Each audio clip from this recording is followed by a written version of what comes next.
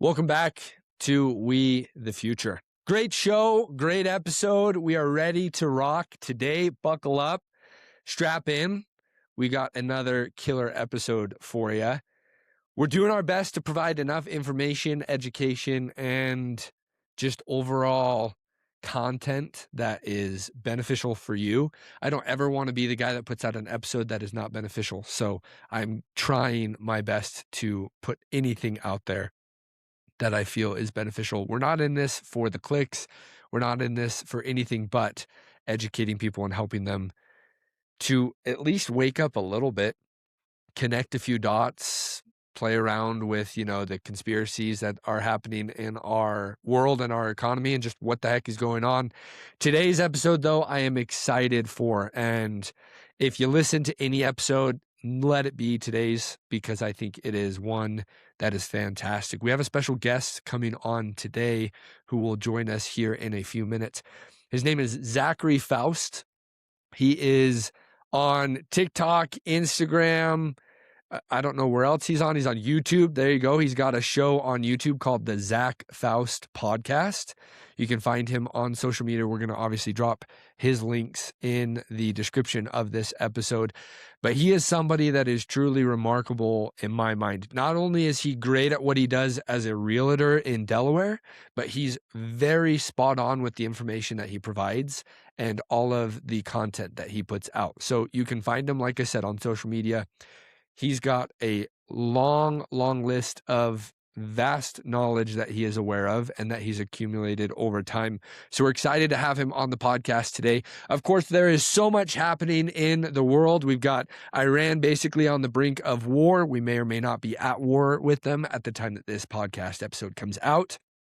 We've got crazy things happening in Minneapolis. It just broke this morning that there was another shooting last night. And so crazy stuff happening domestically and elsewhere abroad. But we're going to dive into today's episode and get things rolling so that we can get this education out to all of you. I hope you're as excited as I am. I don't think you are, though, because I'm pretty damn excited about this episode. So let's dive right into it. This is We the Future. I'm Bryce Wheeler, and welcome back. Let's go.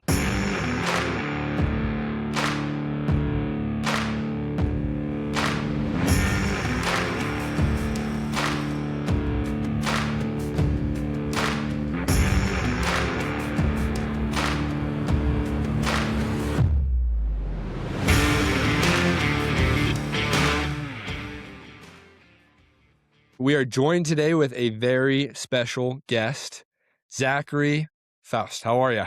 Doing great, brother. How are you? I'm doing great. Thanks for joining us. Dude, thanks for having me on. I was just about to say that. Appreciate you creating the space. I was just saying that of course. Thanks for putting it out there. I'm glad we were able to make it happen. You're doing a little like podcasting tour, I feel like, right now.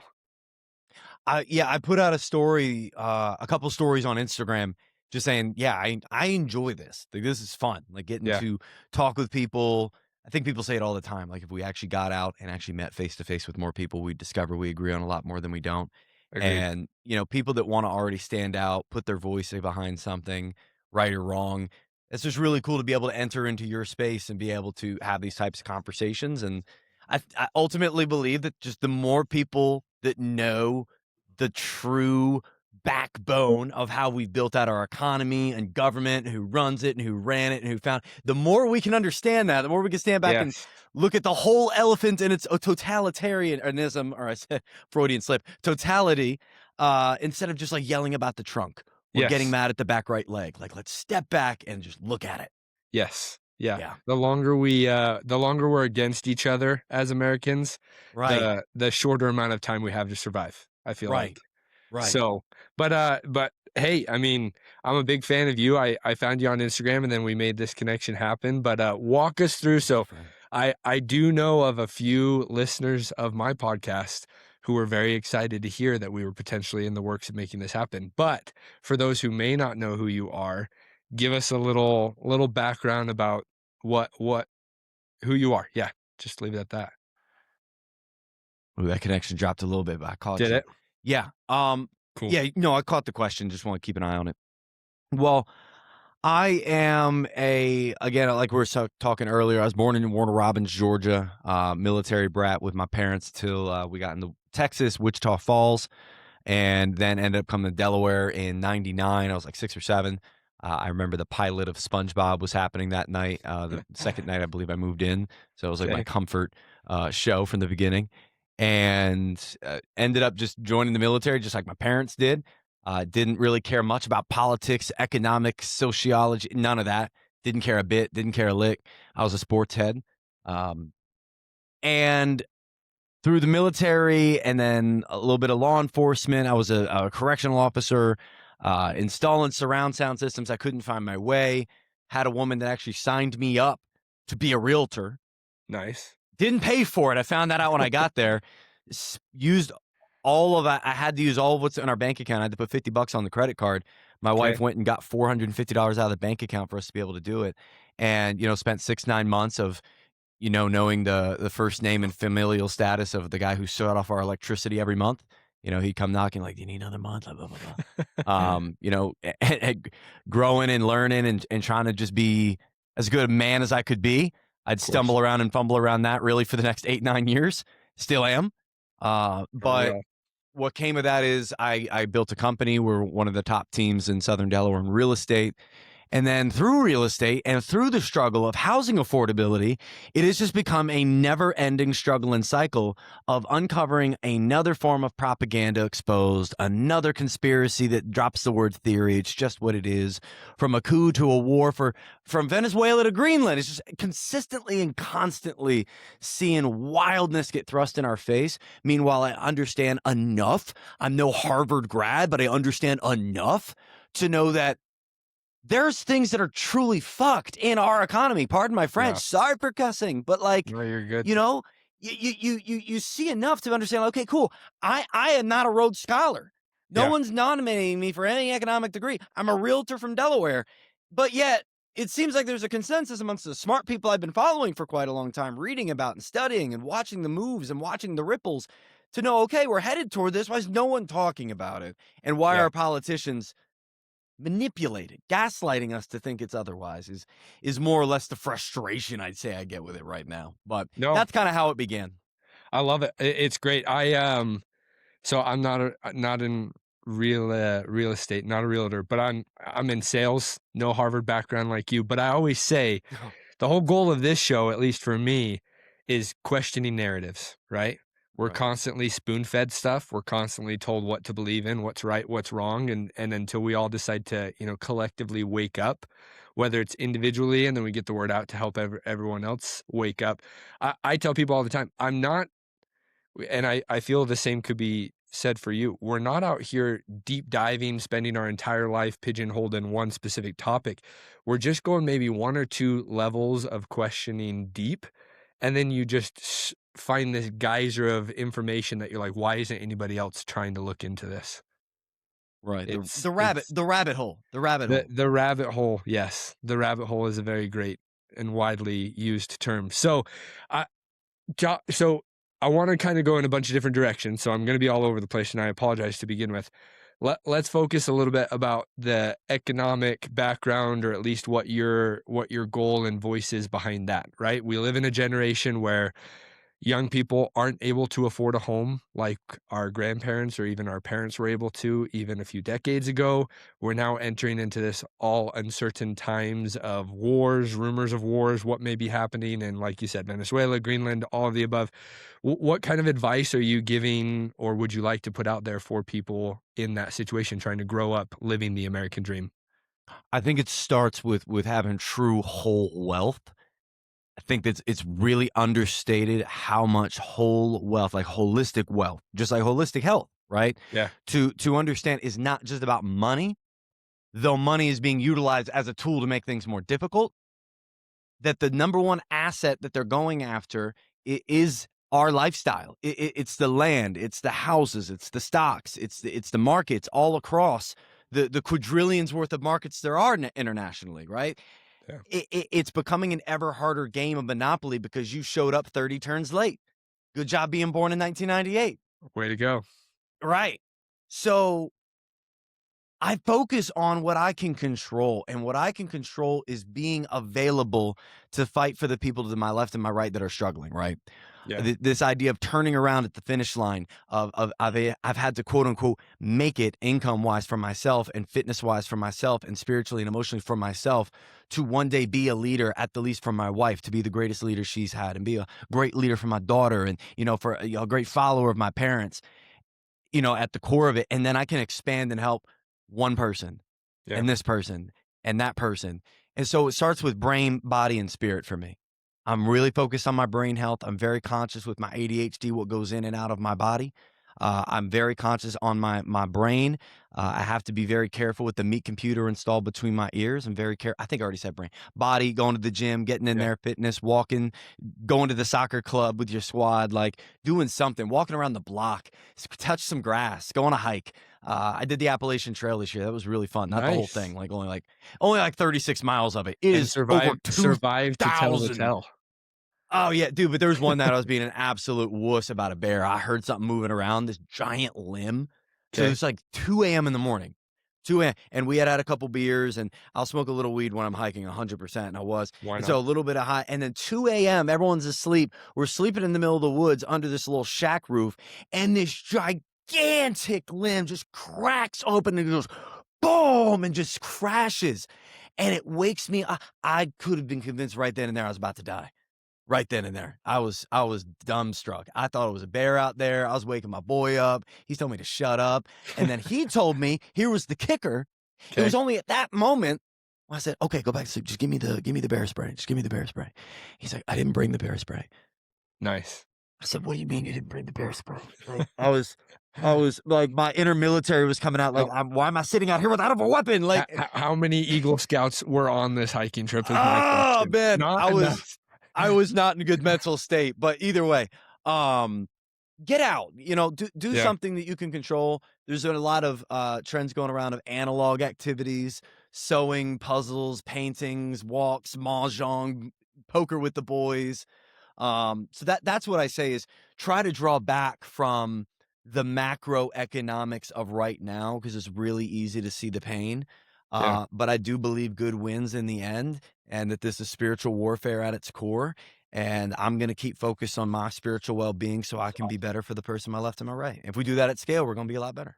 Yeah, no, I think you hit it right on the head of the nail. I like you. I'm a Christian. Grew up a Christian, have a very strong testimony and faith. And there's a common phrase that I've been told a lot in my life, and it's, we're not physical beings having a spiritual experience, we're spiritual beings having a physical experience. And that at the end of the day is one of the many reasons why I think we align so well is because, yeah, if we're not having spiritual grounding moments with the people who we love, the people around us, if we're not focused on that first and foremost, then everything else kind of feels like a hellhole and we're all just heading down one crazy roller coaster. So I would agree with you there. What advice are you giving when you meet with people? Because I assume you're still active as a realtor. Mhm. Okay. So I mean, I don't know the current state of the housing market in Delaware. I haven't dived deep into it. I'm in Utah. We just bought our house fall of 2024. It was Congrats. crazy. Thank Yeah. you. We're in Yeah. it. We're surviving at this point. It's no longer thriving. It's pure survival mode. Um, but we're happy and excited to be in a home. What kind of experience is the housing market like in Delaware? Well, right now, so I'm really at this point, I support a team. Okay. I'm the one creating the content, running the marketing with my brother Joe, my father Jeff, who I brought in on with me about 4 years ago when we were growing, and now one of my boys and one of my best friends, Carla and Austin. We run a small team, 5 people, but we'll sell over 100 or so homes. Cool. The problem with this market, and we do our own little podcast. We're shooting one tomorrow, actually. The subject we touch on all the time is just how so few real estate agents actually bring any value. Like Mm, how valuable, and are we even worth 6%, 5%? I don't think so. Like yeah. the game has changed a lot since that was invented in the 80s, where you literally had to go get the keys from the brokerage's office, and you found all the homes in the newspaper, and you really had to know people. Like, come on. Yeah. But then also in Delaware, it stinks because the first time buyer market is null. Mm, Is null. We don't make enough money. If anything, all the jobs are way up north in Wilmington, and even up there, a lot of the industry is getting ripped apart because a lot of Yeah. it's white collar entry level, and we know how that's looking nationally. Yeah. But Delaware, our market, a median starter home, you're looking like 368. You're up north is like a 412 ish. You're down at Okay. the beaches, you're like 650, 750. You're getting on the sand for 1.5. But our velocity's way down. We had one of the slowest Decembers ever, even slower than the first COVID December, and even the one prior, even though it was kind of hotter at that point right before COVID. We're stuck. We're stuck like many states feel where the entry level income level does not support the buy-in level of getting into a home. And Yeah. then the tally on top of that, even if you can support qualifying, now you have the monthly expense, the monthly liability of a 2,000, 2,500, 3,000. And what are you going to do? Go rent? It's more expensive in some cases, if Yeah. not only a couple $100 less. And, I hate when we pitch things like the 50-year mortgage and pitch things that just are bandages on something that requires overnight surgery. Our market Yeah. is frozen beyond repair at this point, and it points back to the billionaires and investors that are purchasing 33.2%. Now, a lot of that's mom and pops. A lot of that's people getting their fourth Airbnb. A lot of that's flips. And those can be very much argued for being very beneficial to markets Yeah. without gouging and going after the grayscale whatevers. But when you have going on 40% of homes going on the market, going to an investor, you have a problem because they don't buy expensive homes. They buy affordable homes. Yeah. The same ones that the first-time buyers need. And then they have everyone that's locked in on their rates because they bought their home in 2020. I'm sure you probably daydream about it at night, wondering if you could have bought in 2020 instead of Yeah. I mean, 2024. if I could have afforded, right, we would have done it. But yeah, no, I Right. agree. So it's this It's crazy. weird pulley system that we're in scale with. And I didn't really start looking too seriously deep into the national connections until about 4.5 years ago. There's people Okay. that studied this for decades. Yeah. Like, sometimes I wish our politicians would just call a spade and tell us what it is. Yes. And it seems like they just beat around the bush and make us feel like we're dumb. They support the idea that there's a lot more of us starting to put on the tinfoil hat for Mhm. good reason, right? Right. So, so as the state of Delaware, do you guys have like a first time home buyers program from the state government or any sort of help, or is it all just, FHA loans and other opportunities like that? One thing Delaware qualifies for, and honestly, anybody listening, like these are the two most affordable paths for a buyer, is Delaware has a lot, especially in Kent and Southern counties, Sussex, of USDA eligibility. Okay. And that's 100% financing. Is literally the same company that grades beef. It's weird, but it's good it's government financing, just like the Okay. FHA is. It's government financing. So, but the 100%, but now it's really hard to qualify for it with their income caps. Yeah. But back in the day, that was it. The Okay. second one is, we got a lot of VA because we got a military base, got a lot of that. Um, the the most benefit that anybody can get outside of our military veterans using like a VA loan is the housing authority in the state. Like Delaware, we have a Delaware State Housing Authority. Yeah. Now, depending on the state, there's two things you could get. You could either get a lower rate on the mortgage or you can get closing cost assistance. Like they'll help pay for your down payment type deal. Okay. Usually to cover, like if you, like you said, FHA, you do an Yeah. FHA, Delaware State Housing Authority subsidized loan, and now you're getting 3.5% paid down. So you actually have a 0% down payment, which can be great. You just pay your closing costs, whatever, but you still have equity. But the difference is sometimes it gets forgiven if you stay there for a long period of time. Other times it's just another lien, another loan you got to pay off when you sell it. I do not Yeah. like those. And like Delaware's, you get a higher rate. So I hate it. But Okay. most of the housing authorities that exist right now, they don't they don't uh they don't prioritize the value of a shareholder in their local economies. Like for real, the first thing that people do when they want to regenerate an area, that bad street, that bad block, the first successful step historically has been to get it to the point where people can own those homes that live in them, Yeah. not rent. Because when you physically have share in something, you want to see it grow. You want to see the community build up. You want to see less crime. You want to keep Yeah. the home looking right. You want your neighbors to keep their home looking right. And now all of a sudden you're holding each other accountable. But when we have constant rent, you don't care. You don't care. People don't care at scale. You have a problem. Yeah. And if we can get people to, just like shareholder in a company, if you own Apple, you want to see Apple do well. Yeah. I don't think local economies favor too heavily on forgivable mortgages and forgivable down payment assistance programs. Because if I give you 10 grand, you're telling me that the area that you live within, you are over the next 10 years of living there aren't going to bring more than 10 grand worth of value? I see that being a very worthwhile investment to be able to put more people into homes at the micro level. Our country doesn't do it. Our states aren't doing it at scale. And so the problem's going to keep perpetuating as long as this wage crisis endures. Yeah. Yeah. No, I agree with that. I know Utah has a program. We didn't Yes, they do. qualify for it, but it's out there. One of the very few, and one of the Yes. best, by the way, Utah's. Yes, I will say that's one pat on the back that I will give our state government Yeah, is you the guys snapped housing with that. program. So You guys it snapped with that. it's going well. I agree with you, right? They give you a little bit of money, you invest that into a home, and then over the long span of owning that house, you're going to see that neighborhood grow a lot better and bring back way more than what the initial investment was. So Absolutely. with Absolutely. the current economical state of the country, I think one thing that you have hit, and I don't know how you do it, and I will like to say this. I listened to your episode that you dropped this morning, and we're going to get into all of that.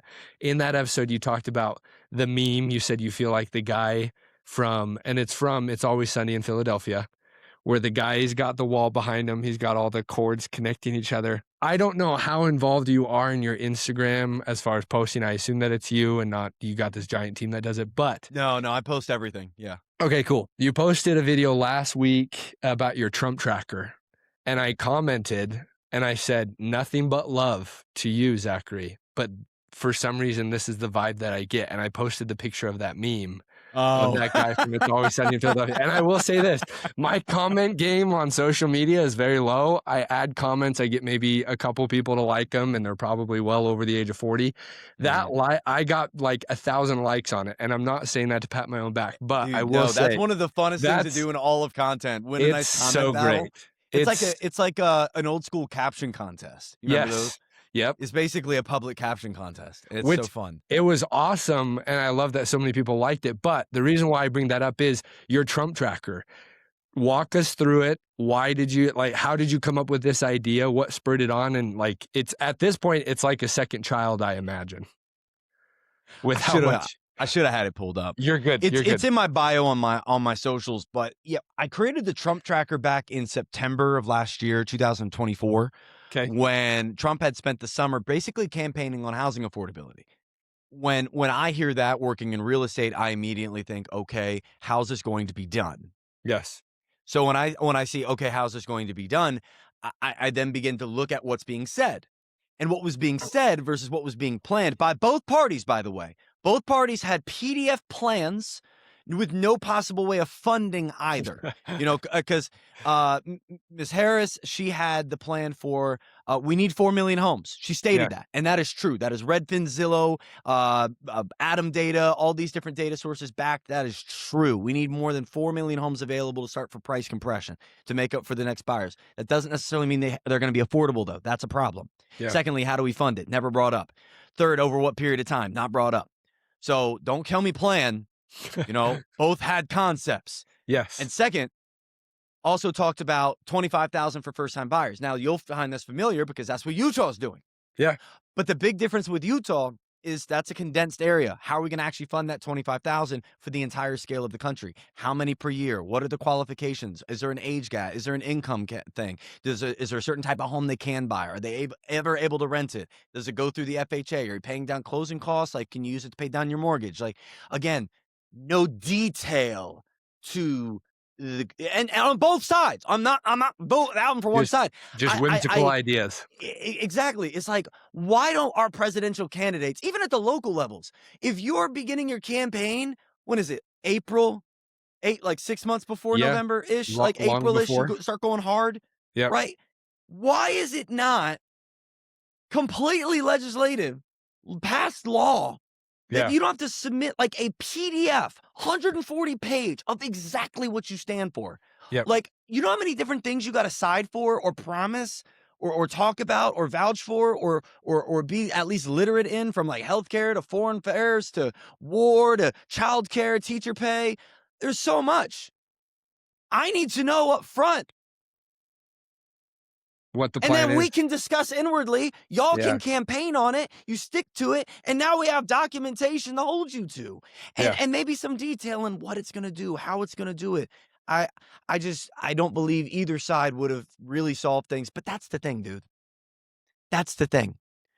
Mrs. Ayers never actually went out and said, this is going to solve things. She Yeah. says it's going to help. Yeah. Right.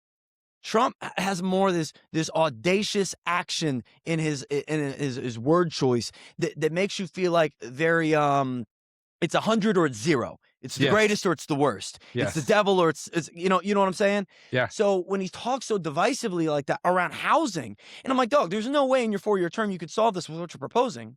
I created a tracker. And long story short, you asked why I created the Trump tracker. I tracked, is he going to be able to make good on his promises?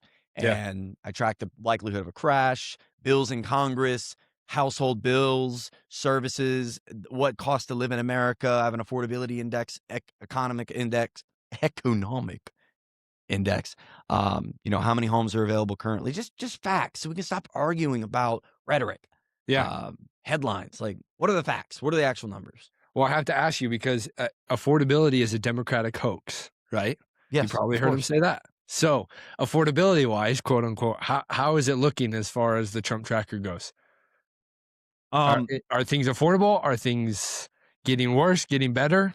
so here's the thing. Here's where the affordability hoax comes in. And again, it goes back to the divisive language, the 100 or the 0. Yeah. Is there are a lot of valid points that could be made, data focused points that could be made against the Biden administration. Yeah. Plenty, right? Plenty that passed under the Obama administration that could be rightfully pointed to as deregulating to a point, basically segregating the working class from the wealthy even further, right? There's a lot of evidence for a lot of this. Go back to Clinton with NAFTA and Glass-Steagall, lots. But the problem is, instead of addressing it in the form of a statement by fact or source or data point, it comes out in this like locker room talk, dunk on you type language. Yeah. It's like clip farming. Yep. And when you talk about these things like we're going to lower the cost of housing, okay, you're talking about deflation of a humongous asset. What do you think that's going to do to the economy? How are we going to accomplish that? Because Yeah. historically, that's only happened with high unaffordability and high unemployment. So how's that going to be accomplished? We're going to build more homes. They're going to be much more affordable. How are you going to do that? And then how are you going to hold them accountable from taking whatever they get from the government, whatever profit they could be taking, and not just take it as profit instead of Yeah. hand it down to us? How are we going to get rates lower without actually lowering bond yields by having bond investors, especially foreign, have more trust in our dollar and our economy? Yeah. You're talking about lower rates. You're talking about bringing, baby funds for first-time families and first-time home buyer credits. And I haven't seen any of this, Yeah. right? I've seen rhetoric turned into headline and then it's gone. Like, Yeah. did you know in January, one of the executive orders he signed was an affordability act that had a full committee specifically for housing. He said, I will need you to report to me in 90 days how it's going. And then in 180, we're going to meet again. And then every 90, I think it's every 90 days after that or something like that, they would keep in touch. You know how many times they've met? 0 times. Yeah. There's nothing. That's And I crazy. just can't stand and it's on both sides. Yeah. The consistent carrot on a stick of, oh, it's going to be good when we get there. And then we get there and there's not. And Yeah. now there's nothing we can do about it. Yeah. Which I mean, I didn't know that. That was what, last January that whole his first month in office? Yeah, I think January Okay. 21st, I think. Okay. Yeah. So Could be what I mean, and I'm not looking to you as the, hey, give us the end all be all answer. How do we change course here? But for me at least, I oftentimes get down these rabbit holes and I get to Mhm. the point where I'm like, oh my gosh, everything's doom and gloom, everything's horrible. There's no way, shape, or form that we're ever going to turn this around. What would Right. be, in your mind, the light at the end of the tunnel? Obviously, we know from a gospel, spiritual, Christian standpoint, good always wins, evil will be defeated. But the current, I mean, you've got a daughter, I've got 2 sons. We're trying to survive in this economy. We're trying to make it so that we can pass something on to the next generation that's at least meaningful. What would be the Right. answer if we if it's both sides of the aisle, right? It's the right wing and the left wing. Right. They're the same wings on the same damn bird. Pardon my French, but like, Right. what do we do? No, you're right. But if that's the language we take, the first thing I would say is if it's not that, we need to dissect exactly what is the problem. Yeah. Yeah. And I would say that the source problem in what we're going through right now is a lust for power and money, Of just course. greed and mammon at its core. Yeah. So you stripe anything down, and that's what you'll find. Yep. So if that's the core problem, where's the core valve where that problem is coming from? A lot would say it's DC. Yep. All right. So how do we remove that lust for money and power out of DC, and where is it coming from? So the immediate thing that comes to my mind is we need to remove corporate and foreign lobbying from government. We need to not make it a paid for position that is any more than the constituents of which they represent. They should be making the median amount per year that their constituents in which they represent back in their state make. That could also be done at the executive level, and that would Totally. incentivize everybody to up pay. This next thing is that we need to get rid of insider trading. You can't trade actively. You can freeze your accounts. You don't have to sell everything you have. You got to free them or freeze them.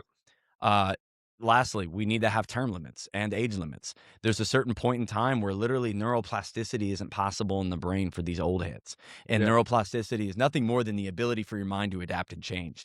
And all we see are a bunch of locked in minds that have no ability to comprehend what's going on, stuck in their old ways, and completely glossed over to what's going on in this economy. We need age limits and we need term limits because it becomes like this never ending kingship. Like it feels like a place in a monarchy when you got people that have been there for 20, 30, 40 years and just holding on to their spots, Yeah. right? So it feels more like a hierarchy of sorts. And then you have all these family names that are similar. It's like we need fresh blood. We need people that are in there for people over profits. We need to disable the ability for them to lust after money, remove the ability for them to lust after power, and go back to the way we started, which Yeah. was you serve in the office, you do good for the community, and then you re-enter back into the community. Yeah. And that incentivizes you to actually do some good when you're there and not leave a ticking time bomb for the next person. Because it seems like it's this pendulum, right? It's like aggressive this way. And then we got to fix it. And then it's like, okay, we got to fix this. Oh, fix it. And it's just back and no one works together. Yeah. And every term is just like a more aggressive move than the last. And I think people are getting seasick. Oh, for sure. And I will say, I mean, I voted for Trump this last election cycle. I voted for him back in 2020 because I believed that, despite his age, he was going to be somebody that, I mean, as he told us, drain the swamp, somebody that's not from the Washington, D.C. area, someone who's not involved in politics. He's going to come in and, treat America like a business like it is. But yet all we've seen now, I use this term a lot, it's all been just fake and gay. It's all just been, same thing you talked about. It's the same people, either side, whichever way you want to draw it up. So, but I think the biggest point that you brought up that I have awakened to, if you want to call it that, is how much of business involvement and like foreign but also domestic involvement in our own government, in our own country, to the point now where you talked about it, like I said on this morning's episode that you released, which I would encourage everybody to go listen to. We're seeing this whole, just the AI booming and all of these companies are basically running our country. That's at least what it feels like to me. You've got all these companies that are running our country. It's all these billionaires and their buddies who are getting the best of the best and getting the best opportunities. And now it's leading to the point where we're conquering nations. It at least feels like. So we talked about it last week. For those who listened to last week's episode, we talked about Juan Orlando Hernandez, how he was the president of Honduras, was arrested, extradited back to America, charged, sat in prison for 4 years, and then he got a random pardon, full presidential pardon from President Trump last month in December. It goes a deeper level, and I want to get your input because I thought you nailed it perfectly. I thought it just was on the level of drugs and corruption, and Trump said that it was politically motivated and it was going to somehow Right. help the people of Honduras with their regime change or their political pursuits. But now it goes back to Greenland. Walk us through, and you can take as long as you Oh, want. Walk us through how it all connects, because to me, it's I like still got the whiteboard. I might have to move the camera, show the whiteboard. you can show the whiteboard, because for me, it's like, okay, all right, there's drugs. Drugs are bad. We're taking out all it's a these lot. drug It's a cartel lot leaders. to keep up with. Do you want me to try that? My headphones If will go over that way. If you No, want I won't to, have audio. I won't have audio. Oh yeah. Do audio. That's I fine. won't have audio. Yeah, let's. Yeah, and it's a good plug for people to go watch, get views on your video. We need people to watch that. And Just that's put it not the out point. there. But that's not the point. But I do want more people seeing reality. Yes. Right. I want us to be able to see through the propaganda. That's where a guy I got to talk with, and he has a really great tactic, brain-wise, a few different ones, on how to spot propaganda. His name's James Lee. He makes a lot of great content. And others like the Ian Carrolls of the space, I think, do a great job of dissecting what propaganda looks like. And you have everybody from a Tucker Carlson to a Candace. Everybody is seeing through the smoke and mirrors a bit more. Mm-hmm. And so I'm just trying to speed dive that. If I just don't believe the baseline story and go one level deeper, what am I going to find? Yeah. And sometimes there's nothing. Sometimes it truly seems like a piece of muzzle velocity, like 50-year mortgages, like muzzle velocity, 10% credit card limits, muzzle velocity. I'm going to ban large institutional investors, muzzle velocity. Hey, we bombed somebody. Don't look at that. Hey, look at this, muzzle velocity. It's just like, it's constant. It's constant. And here's how I look at Greenland. Many things can be true at once, but oftentimes when they are, that's when they're the most dangerous. Yep. So do you know who owns Greenland? Of course you do at this point. Yeah, the Danes. The Danes, Denmark. Okay, so Greenland owns Denmark. And anybody listening, I just need you to remember this real quick. I'm going to spout out one or two things, and then I just need you to remember Greenland is owned by Denmark. So why are we going to Greenland? We have a few things on the table that are being presented to us. One, initially, military positioning. Secondarily, oil, minerals. Okay, got it. Makes sense. They want the resources. We want to get the resources before they get the resources. We know, like China and Russia. Sure. Yeah. Military positioning is huge, and it's in an area that's, great, awesome.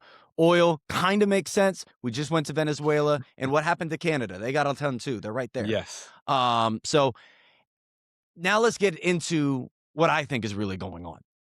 What I think is really going on is that the PayPal mafia is trying to acquire Greenland.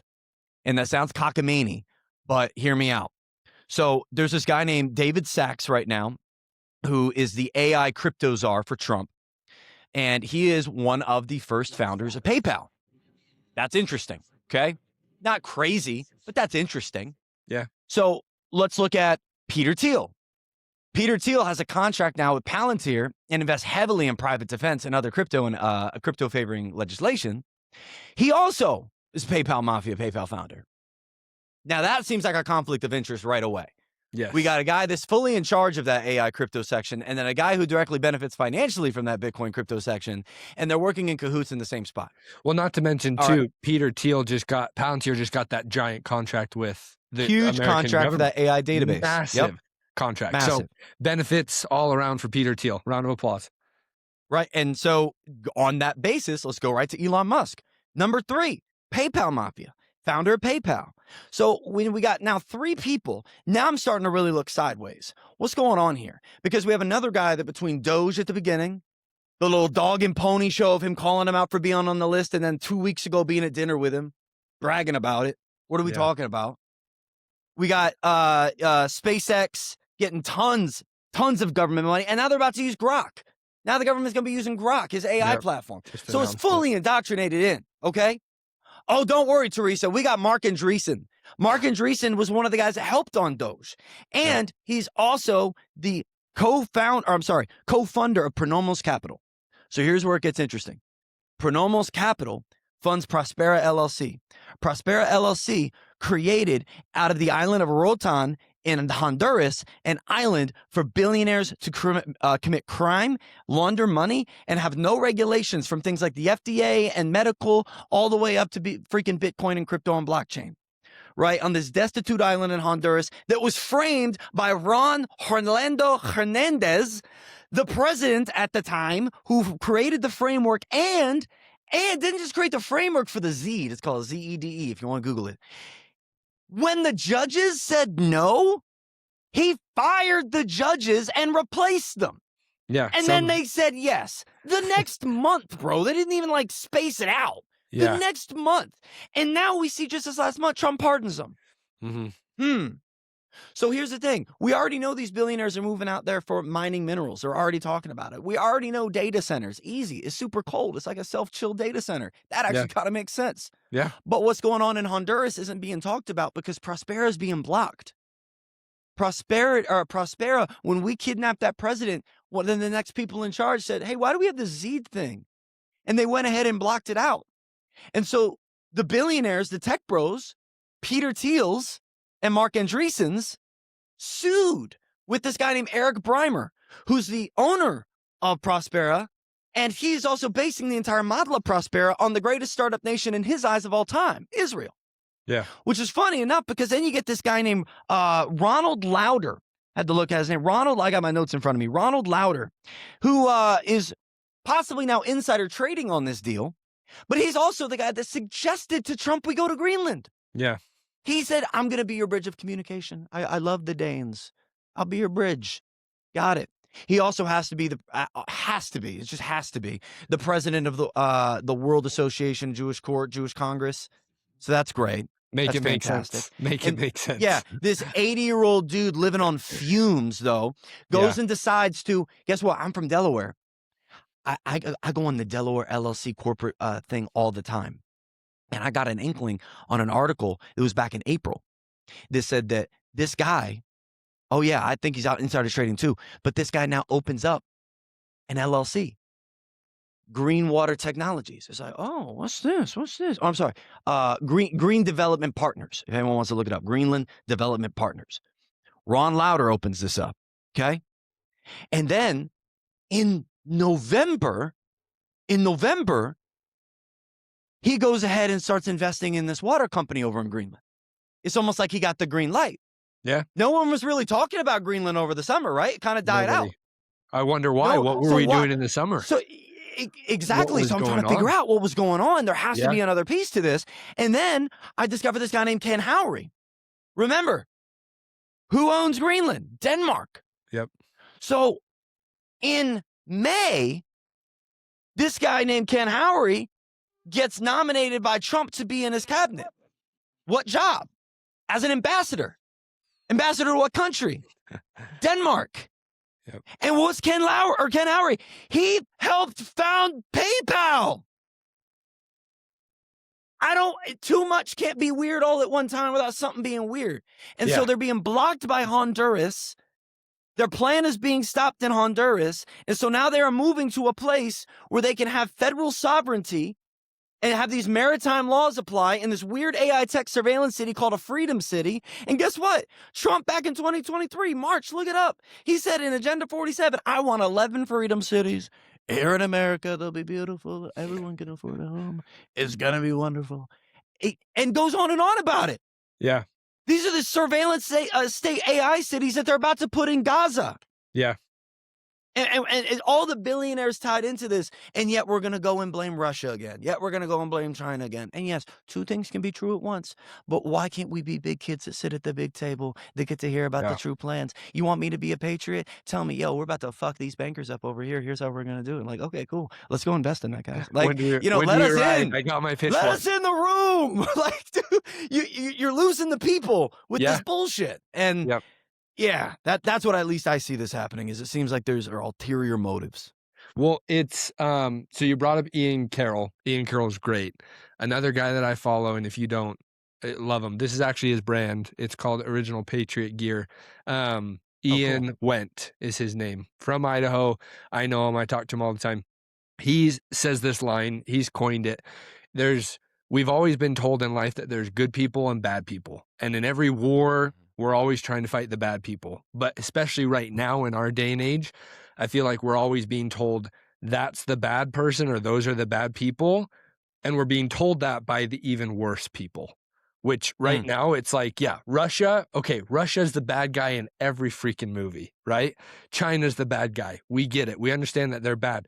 But now that's being used as, just a gloss over our eyes so that, like you said, these technocrats, these billionaires can just basically do whatever they want, implement all of these cities that are just going to basically control us in every way, thought, action, and speech. So, I mean, Do you think that there's any way to revitalize, or do you think that they're just completely given up on Honduras? Or do you think the pardoning of Hernandez is somehow going to help to create a new, like, kick out the government that's vetoed it and said no and then bring it back? Or is it they've I just don't moved on to know. Greenland? I don't know because you look into also who founded or who helps fund Perdomo's Capital and works within the Founders Fund is Coinbase Ventures, Yep. and Coinbase Ventures is heavily invested into by BlackRock, heavy. So it's like where's the eye of the pyramid is the question I still have today. Yeah. It's like, because a few things could be happening, right? Is this truly a balance of power we see shifting, right? Is China coming in on America and Russia's trying to stand its post and Australia's just down there chilling? And like, are we really seeing that? Or is there someone above them that is orchestrating it for some form of economic gain behind the scenes? Like that happened in the Napoleonic War. It happened in the War of 1812. They tried to do it to Abe in the Civil War. Like, this isn't crazy. Yeah. The year after we create the Federal Reserve is World War I. Come on. Like, Yeah. sometimes it just seems obvious. And now we just go after oil. And then the rebuild effort. You get Boeing, and then you get all the other companies. Like, so here's where I sit on it. I don't know if they're going to be utilizing Honduras, if they're going to keep fighting it. They're suing them for $10.8 billion, by the way. The billionaires are suing Honduras for $10.8 billion. The GDP of Honduras is 36 point something billion dollars. It's like a third of their GDP. Yeah. It's half their public expenditure. They're trying to bankrupt the country. So they're trying to stranglehold them into probably some kind of mutual agreement. Maybe they adjust a rule or something. But this is the same Prospera that's having conferences with Infinisha that's trying to literally make death optional. That's the quote on their website. Make death optional. In our cryptocurrency land of laundering and splendor, a man literally died working in Prospera last year. They didn't even have an investigation. They just sent the family money. There's no laws.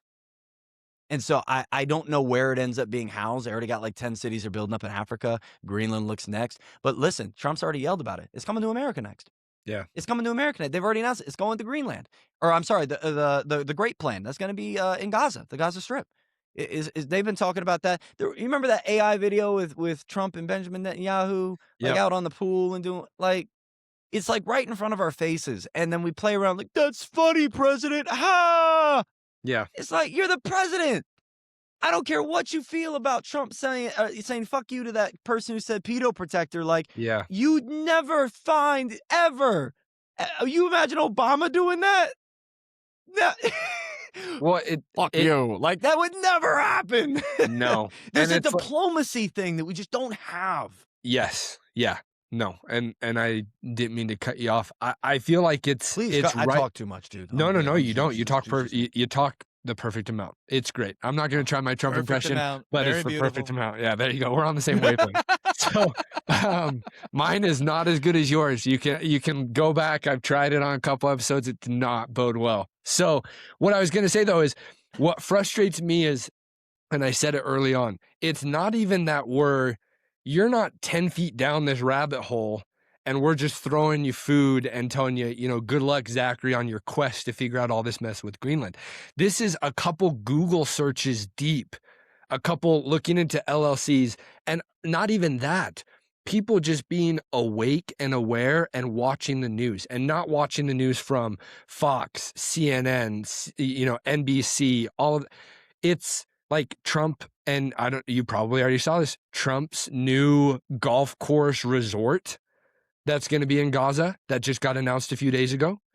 And so it's like, you've got that happening. You've got BlackRock, apparently they've been working on it for the last little while. They've now They're already contracted to rebuild Ukraine. Exactly. They're contracted to rebuild Ukraine. It's like, how is this not people like connecting the dots? Are we really funding just the Dallas Stock Exchange? They just funded the largest REIT fund in India. They're buying power centers in Australia. Like, here's the thing. You want to not be able to sleep at night? help me out? I already don't sleep. I have a newborn, so. Oh, dude. Bless you. It's an awesome thing. But help me not sleep even more. Help me. People already believe Blackstone, BlackRock, Vanguard, State Street, or Street Corp. They're all the same thing, right? They're Yeah. all legs of the same beast, right? And let's call that true. Yep. Now what we have is a country that is held victim to whatever that investor wants. When you have that much housing, that much stock, that much of the markets, when you own that much of a company, you know it only takes 10% ownership for them to be able to have say at board meetings? And combined, they have somewhere between 25 to 40% of 96% of the S&P 500.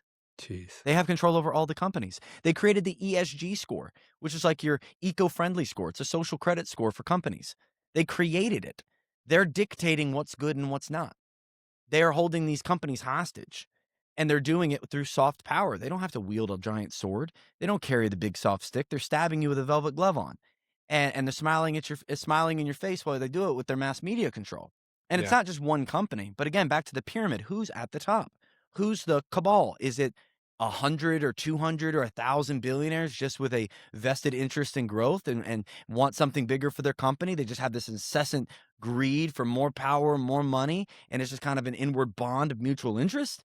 Or are we talking about there's really a select few mob bosses at the top that are like kiss the ring or say goodbye to your country that truly exist? And, you know, you look at like the Sasha Riley thing that came out, and it really gives you the thought process of something that I kind of said flippantly in the first few episodes of my podcast, was that I truly believe Trump could be the ringleader, that this is the guy that's being rewarded right now for his efforts with control over the free world. And who better to trust when you have so much blackmail on a person that your will be done? And then you get into the intelligence with Israel and other countries, and you're like, okay, cool. I can have a foundation in understanding why this is the way that it is. Because when I see the type of things that Trump says, when I see the types of things the economy is doing, when I see the types of things that are going on in our legislation and being told it's going to be one thing, when, God, we have so much historical data and what other countries have already tried to know it won't. It's very frustrating because it seems like there's nothing that we can do about it to stop what seems like a puppet act going on in front of us. It really seems like a puppet act. Yeah, no, it does. And I mean, there's so many different things that are out there in the open now. I mean, you've got Trump interviewing, what is it, Rick Yeah, Ryder? dude, Rick Ryder. Reader? But check Like, this out. Check this out. His protege, Rick Ryder's protege, and one other from BlackRock, a lady, were on the executive board for the economics team for Mrs. Harris. So it's like, pick your poison. You're going to Yeah. get us anyway. yeah. They're the ones And that met with the Federal Reserve to create quantitative easing. I mean, it's Yep. like, it's written right in front of us, and like we're still yelling at each other. I don't get it. Well, I mean, it's anybody, right? Like people, I've talked to people before that are like, oh, if we can just get through the next 3 years of Trump, then we've got JD Vance coming up. And then it's like, okay, who funded JD Vance's campaign? Who's Right. involved? Went to Yeah, Ohio who and then handpicked him? switched. His Who handpicked VC him? helped him write the book. Yeah, Peter Yeah, Thiel. like Yeah, the Peter PayPal Thiel. Mafia. Yeah. So PayPal I don't. Mafia. Right. So, all right, and once again, this isn't on the record, but like, so in my mind, I'm deep into the rabbit hole of which I would love to hear your take and opinion on, you know, Israel completely controlling our government, like being a complete occupied nation of Israel because of how everything, like you said, it goes back to these technocrat billionaires, but it also, everything kind of stems back to Israel. So, I mean, Trump at the head is kind of what you're saying, and at least in your mind, how you envision it with all of these billionaires? So imagine it like this, okay? Imagine I'm Roger Goodell. I'm the commissioner of the NFL. You watch football? Yeah. That's my goyim slap of choice. Is still professional sports. Okay. What's the team in Delaware? You guys don't have a team. We don't have a team. My dad was a Niners fan back when Montana played. I started following with like Jeff Garcia, Steve Mariucci, Terrell Owens. It was fun. We sucked for a real long time, but I don't follow it heavy. It doesn't emotionally wreck me when we win or lose, but it's a fun sport. It emotionally wrecked me on Sunday, so thank you for that loss featuring the Niners. So, you're a Philly fan. Appreciate you, dude. Bro, listen, I was three of my best friends are Eagles fans, and we were texting the whole time. We didn't deserve to win nearly as much as you. I mean, neither team deserved to win. No, day. not at all. We sucked. Yes. It was not a great football game. But regardless of all that, a violation warning. What did I say? I don't know what I said. Misinformation. Man, come on, TikTok. No. What did I say? You probably said the Israel thing. Listen, probably, okay, so now that I don't have a TikTok, and if you're streaming, it's all good. We're officially flagged, so you know we're talking about something. Larry Ellison, we're looking at you. Beautiful. But now that we're flagged, let's just rock in. I believe that two things can be true at once, and that we don't have to have everyone paid off for the end result to be what we need it to be, Yeah. right? You don't have to own all the actors when you own the media company. You don't have to own all the bank financiers when you fund the bank. And you don't have to have all the politicians if you are the one behind the government. So check this out. In the 80s, there was actually a report that came out, and this guy got a lot of legs behind it, and then all of a sudden it went away. He was on a couple talk shows and everything, and once it caught real popularity, it kind of went away about this gambling problem within the NFL, specifically amongst quarterbacks. Mm. And he had on record over 18 NFL starting quarterbacks at that moment. That was more than 50% that were on the payroll of the mob.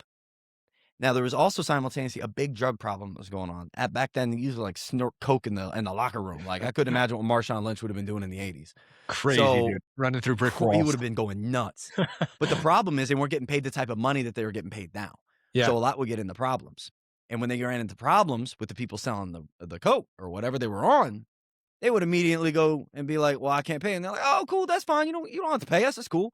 So your over under is 8 completions this week. You're gonna go under.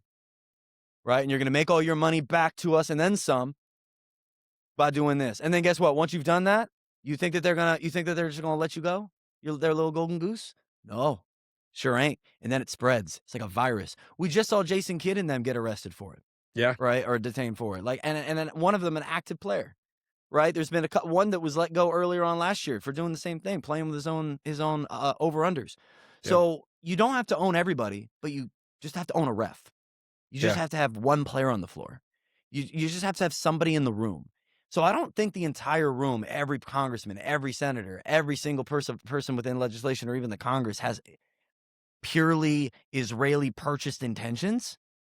But I also think at the same time, when you're in the NFL and you're a linebacker and you kind of catch wind that things are kind of a little bit fishy, but you simultaneously make $3.8 million a year, are you going to really dig that deep into it? Yeah. Are you going to say Are you anything? really gonna?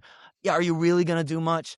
So in this world, when you're making so much money from things like APAC and other lobbies, you're getting funded trips and all this stuff. Like it kind of like is enough in your face, and they can give you a nice enough message, and they can give you enough money to really not look any deeper into it. Just kind of go along with it. Just be a cow in the herd. We think we're a cow in the herd. Maybe we're lower than that. Yeah. I don't want to think what's lower than a cow in a herd. That would be a farm question. A consumer. A consumer. Yeah. There you go. Consumer of all the slop. We're with the pigs. Sure. We're eating the slop. So then with current events happening right now, right? Like I'm constantly checking, okay, did we attack Iran? Are we at war with Iran? What's the situation with Venezuela? I've got my opinion as far as it just being a huge distraction, but obviously there's moving parts that affect it. Current take on the whole situation in Iran, is that just going on to block our view or people's perception of what's happening in the background with the PayPal mafia? It has coup written all over it. It has coup written all over it. Let's take Yeah, I out would the agree. leader. We're taking down the enemy of Israel once again. We're Yep. destabilizing their government. I think it's got it written all over it. And if you want to know, America has had a registered or admitted to coup. Let me write it or get it real quick. I actually wrote this down the other day because I don't know if you know this. Back in like the 60s, they had this transparency legislation with the CIA and 3-letter agencies. Yeah, I was And they going to say came out there was and they back came in out the and told us 50s. so much craziness, Yeah. bro. Yeah, back in the 50s. So much nutty stuff. And to imagine they're not still doing this today is crazy. The Shakuri Ali Kowalty in Syria in 49, the OP Ajax in Iran 53, Guatemala, Syria, Congo, Brazil, Indonesia, Chile, Grenada, Panama. I mean, you even look at Afghanistan in 2001 and the questions Yeah. around that, how we got into Iraq, how we got into Libya, how we got into Syria, how we got into Venezuela. It's like we're consistently and constantly having ulterior motives for why we're places. So I think if I'm just looking at patterns, yeah, we're there for some other reason than we're being told. Yeah. We probably went to Venezuela for different reasons than we were told. Greenland for different ways, like we said, than we're being told, because that's just the history of it. Yeah. It's banker wars. It's economics based at the heart of it, and the Yeah. most they can get away with, they're going to keep doing as long as they're profiting off of it. Here's what I think. I think that whether or not Trump is a complicit partner in whatever is going on, and knows that he can't rat his buddies out in exchange his buddies don't rat him out. And that connects back to a main source of maybe a Mossad, Mhm. right? Or any other outside entity that has this blackmail available. Uh, then I think that it's very easy to make strategic moves in your country's favor and use our military as leverage. And I Yep. think that there's a great possibility we're just a good chess piece for somebody else. We're a military power. We're a printing machine. We're the world reserve currency. The most debt of ours flows around, the entire nation. Our dirt is so valuable. Our stock market inflates. We don't care if we weaken our dollar. Like we're a perfect corporation country. Yeah. I think it's interesting too with all of these nations that we've gone into or countries that we've gone into to help with a coup or, assist with regime change. I'm All of them. listening. I got to check this notification on the You're good. TikTok live studio. You're No, keep fine. going. Keep going. It's probably them telling to kick me off because I said something bad about our greatest ally. No, Um, someone said it was something said that people are getting flagged for talking about Sasha. In fact, we got two violations. We're talking about things that might make people uncomfortable okay. and violation for misinformation. So we are banned from the For You page. So anyone seeing us here, you're either a follower For You. Who's Sasha? Am I out of the loop? Okay, so yeah, I'm out. Sasha. I'm out of the loop. Can someone tag the last name? Can someone put it in the chat real quick so I can't I'm spacing it. I read it through 2 nights ago. Okay. Sasha Riley. Yes, thank you. I was spacing. Sasha Riley, a male that was not investigated, interviewed by what I saw it at its source was a Substack. I'm not aware if that was the actual physical source where it came out from. Okay. But he spoke out about being trafficked when he was a young child, along with 4 or 5 others. He said that are no longer with us because of it. And he mentioned a lot of names. Lindsey Graham was one of them. Trump was one of them. And really I mean, if we got a violation for the last stuff we talked about, we for sure if we wanted detail on that. I mean, Yeah, I I'm looking suggest at it right reading now. it. Yeah, I suggest reading it. It's Jeez. it's lengthy, and there was also an audio interview, and this is why I'm kind of like not going deep on my take yet, Yeah. is because I haven't even gotten through it all. I've only gotten through like half of one of the audios. I'm gonna take the weekend actually to deep dive that because apparently there's also, and this is the kicker, and this is why people are I think talking about it with a lot more validity is that there are connections within the statements that at the time of when he would have been getting interviewed, we either didn't know yet, like names that we already know that are in the Epstein files connected back to possibly his father. Again, I don't want to state my take on it but Yeah. it's gruesome. And if true is just pure evil, not saying it is not true. I think that it could be extremely valid. I don't know. Yeah. No, that's But fine. it's like a nasty one for sure. Yeah, But I see it. I mean, it's like less than a day ago. So obviously I need to pay more attention. So I'll read into that. there's just But so much to keep up with, man. There's so there's much a lot. pain. I mean, what happened in Minnesota is an atrocity. I mean, I followed the Jolly Red Ginger, I think is his name. Yeah. And he's out there, and he said someone else got hit this morning. So it's just This like, morning. yeah, it happened Because there today. was He he's the shooting last night, right? Of There the was guy one that they last were night trying to too. do the raid on. He was right there when it happened. He's Okay. talked about they were getting tear gas beforehand. I mean, is Jolly is a real one. I got to see him out in DC. We didn't get to talk, but we both got to say hey to each other. Jolly Good Ginger. Sorry. I said Jolly good double ginger. on. I said the red and ginger. But no, I love people like him, and I look up to people like him because he takes it off of social media. Mhm. And I know there's going to be a point in my life where that happens too.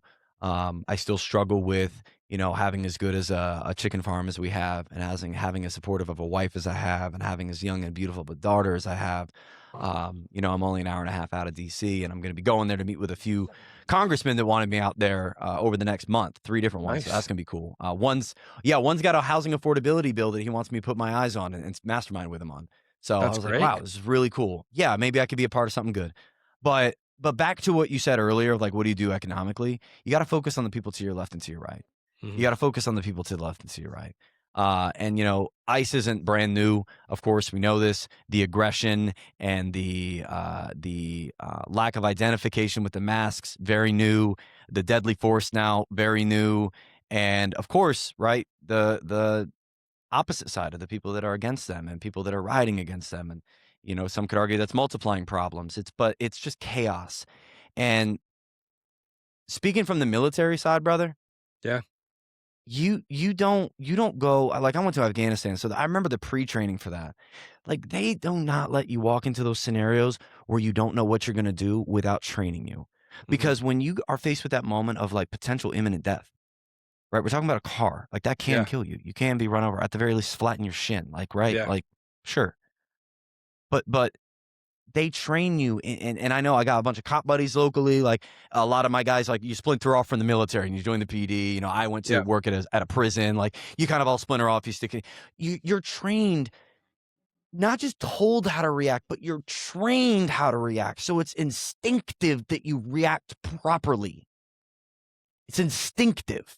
Yeah. You eat, sleep, and breathe it. You train, you train, you train, you train, you rep, you rep. If you're active duty, and I was National Guard, and then I had 4.5 years of active contracts. So it was like, why didn't I just join the Army? I've been to Yeah. all these different bases deployed, but it's just every day.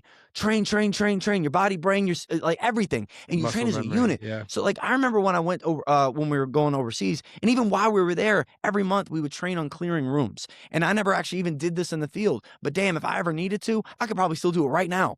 Like, and I would always be third in the stack. They called the four man the stack, and you'd be on one of the sides of the walls, leaning into the wall, door in front of you. You'd have your hand on the front of the guy in front of you. I wouldn't crossfire. I'd be right here. Yep. And then my job was to go and basically last behind the person who actually breaches the door, which is typically the fourth person in the stack. He'll Yeah. roam around, pop, open the door, and then I'm in. First person in, he's clearing right to left pie. Second guy in's right to left pie. And once they have right and left clear, I'm dead center. And that's where I'm moving to. Once they've cleared their corners, I'm moving forward. And they would train you on things running in front of you and different people yelling in front of you. And you would know it was like an instinct, right? It's like an instinct. You'd fire that weapon so many times you understood the life or death that was met at the end of it. Like Yeah. they make you take the tear gas and run through the gas chamber and be in line. They teach you what it's like. You go through the fights. You get beat up, like legitimately, like in like the military combatives. Like I was level 3. There was one where literally you have to get punched. You gotta get socked around for 2 minutes because you got to be able to control yourself. Yeah. And nothing about what's going on looks trained. Nothing looks unified. It doesn't No. look like they know what the person to their left and to their right are trusting that they know they're going to be doing the right thing. And that's dangerous, even if the Yeah. people behind the masks aren't. The facility in which they're being trained and operating isn't organized.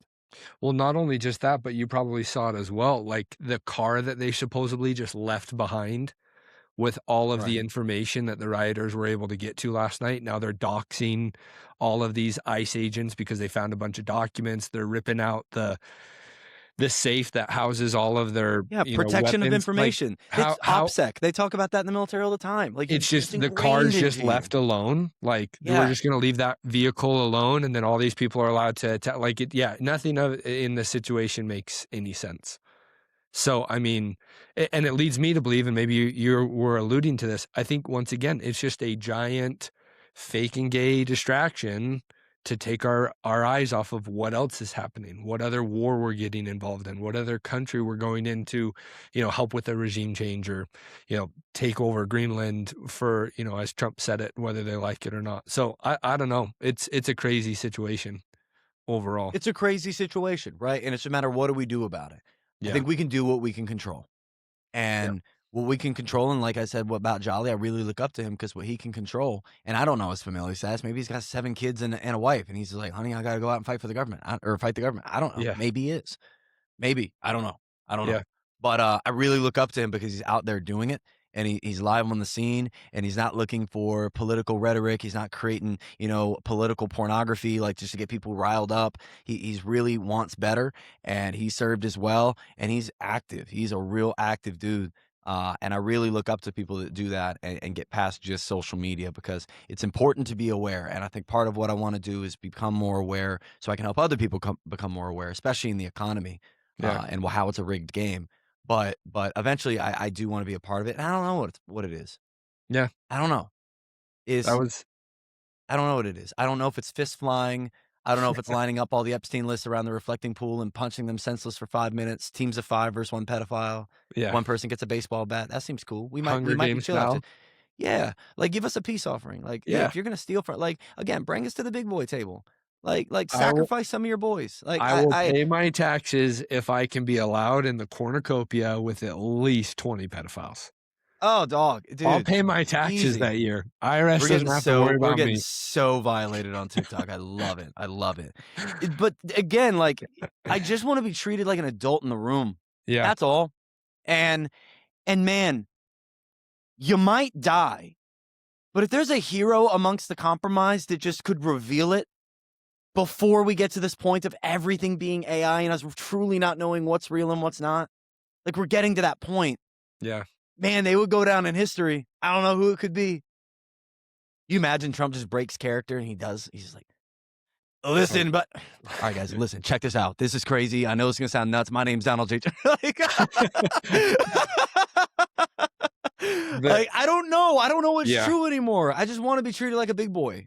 Well, that's the most frustrating part is like all my life, and I feel the same thing, right? Born in 96, growing up, I'm ready for adulthood, ready to take on all this stuff. And now it honestly feels like the biggest stranglehold that I can't survive or eat. Like, not the fact that I can't survive as an adult. It's like, okay, we'll pinch pennies, we'll make it work, we'll buy a house if we can, we'll rent for however long, we'll make it work with the kids that we have because we brought them here. That's our responsibility. But it's like, Right. take all of that out of the equation, and I'm still not even treated like I'm an adult. Like, nobody's out there, like, sitting me down being like, "Hey, I can," like, I feel as if I'm at a family dinner again, and there's the adult table and the kids table, and despite my age, which 29, not that old, I'm not allowed to even sit at the big table anymore, at the adult table. And it's so frustrating because now it's like, okay, yeah, what's the next move?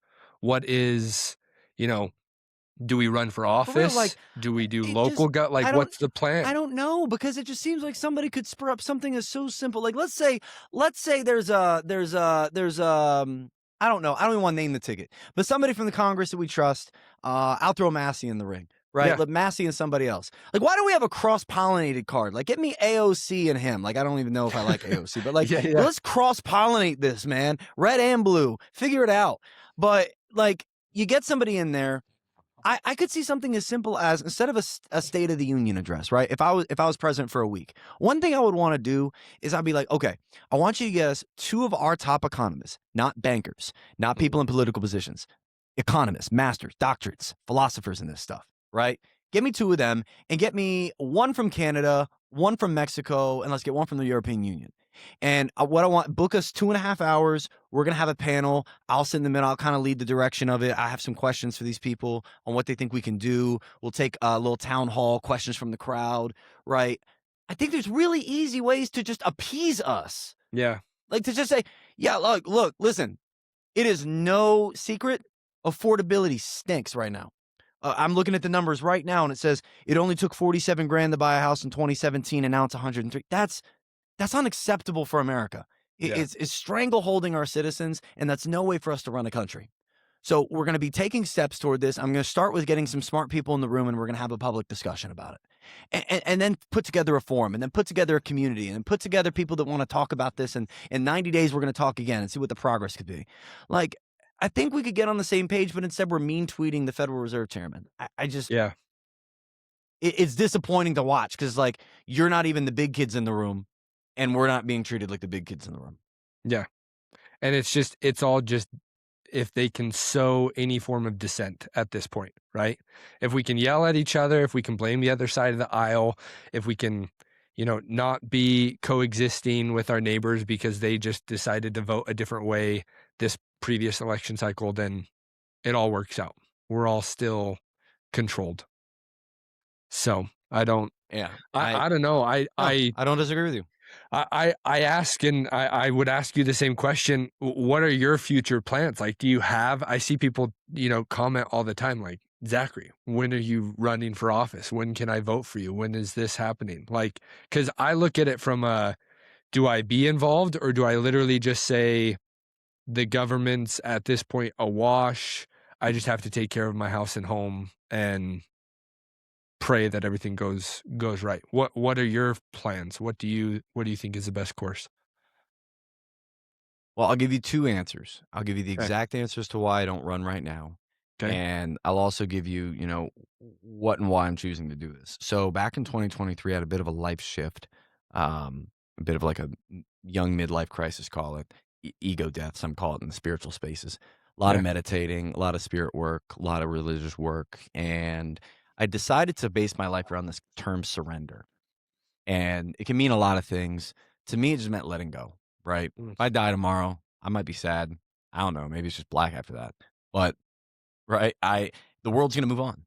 Yeah. You know, planes are still gonna land. Planes are still gonna take off. Like there's gonna be businesses that are made. There's gonna be businesses that fail. There's gonna be car crashes. There's gonna be people that break records. There's gonna be, my business probably gonna get carried on. Like right, it goes on, and I don't have a lot of control. And a lot of the things in life that I felt like I had the most control of usually didn't go up nearly as well as I thought they were gonna go. Um, so I decided to just surrender to it. Mm. And, that same theory, I try to walk with it on my day to day. I try to surrender to the vices of the world. I try to surrender to, some of the pleasures, the certain musics and the certain foods and the certain, nights out and, dopamine spikes. And I just try my best. I'm not perfect, definitely not, still fighting and carving away. Yeah. Um, but I think that I'm at this space where I'm no good for the neighbor across the street from me if I'm not at my top level, when and if I get called in. And that's where I'm leaving it right now is I'm only here right now on a journey I never expected I was going to be on, outside of place going through that CIA plant program in 2019 and then letting them and then getting my CIA certification to AstroTurf, right? Out I'm Yeah. joking. He's But in like there, people. honestly, it was just let me surrender to any of my own needs and start serving everybody else. How can I do that? And we have chickens now. I love my It's great. chickens. Like we have, I have a great relationship with my daughter and wife. I would trade that for nothing. And I am stuck in this role where I don't even believe if I ran for something that enough could be done to make the change. Yeah. Right? Is one person in a group of 535 congressmen going to be enough? Is 10, is 50? Is that even realistic? Can you even make it? Can you get the funding? Will you get beat out by the man, the machine? I don't know. I don't know. But I have control of today, and so that's what I'm doing. Love it. I think that's a great answer. I like that surrender. The Yeah, surrender to him. surrender. It's a lot scarier than I thought it was going to be, Yeah. for real. And because you gotta face a lot of truth about yourself. But one thing I've started to find is the place where I find the most growth is where I have to find the most truth about myself. And I gotta look it in the eyes without running away. I like that. That's great. Well, I appreciate you being a part of this episode. I know you're a busy guy. You've probably got a bunch of other things that you got to get done today, so I don't want to take up all of your time. No, dude, But this is great. appreciate the value that you've brought. Appreciate the enlightening you've given myself and hopefully those who listen to this podcast episode. So really appreciate it. So any final news or bits of information you feel like need to get out there other than visit your social media sites and start catching up on the Zach Foust show? Take what I say and move your money with it. If you're so lucky as to have a surplus in income on a month basis, you got savings, you got cash, you got whatever. A lot of what's being done right now is very readable in the tea leaves to know what's going to come in the future. My crystal ball doesn't work super well, but I was telling people to buy precious metals back last January. Gold and silver, they got to skyrocket. Here's the plan. We can look right at the Mar-a-Lago Accord. Here's the plan. And I would highly suggest, getting in with assets because the money printer is about to get unleashed.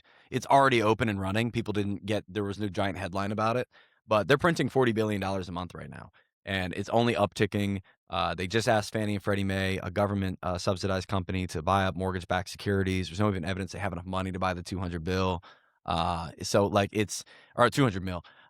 So there's a lot of moving parts, but we got to print money to keep the debt cycle going. So holding things like assets in the stock market, real estate, all those type things. And by no means, like I'm not an investor or an advisor of so.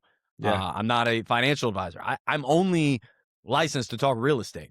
But Yeah. when it comes to money printing, the Canteen effect says the top get the most money and then assets inflate.